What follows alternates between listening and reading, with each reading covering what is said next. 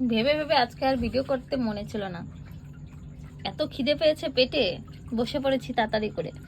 খাওয়া হয়ে গেল অর্ধেক, শেষ হয়ে গেল তরকারি, কিন্তু রান্না করেছি আজকে কি গিলে আর মেটে গিলে মেটে।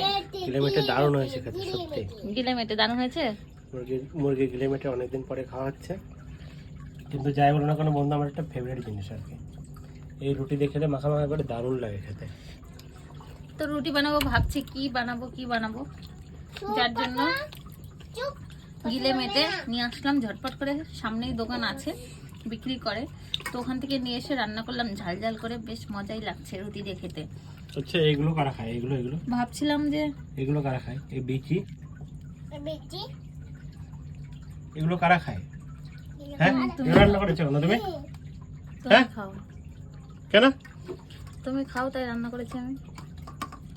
দাও, আমাকে দাও। মেয়েদের এগুলো খেতে নেই। দিয়ে দিয়েছি তোমাকে। ওই যে দাও দাও এগুলো দাও।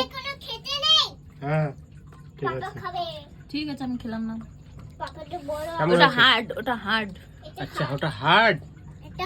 সরি, ওটা হার্ড, আমার ভুল হয়ে গেছে। তাহলে আমি দিয়ে দিচ্ছি তোমাকে হার্ড। আমি জানি না তোমরা এটাকে কি বলো, অবশ্যই কমেন্ট করে জানাবে। আমি জানি না, তাই ভুল করে সরি কি বলে ফেলেছি ভুলভাল। কেমন হয়েছে রান্না তাই বলো। অসাধারণ। সত্যি বলছো? ঠিক আছে।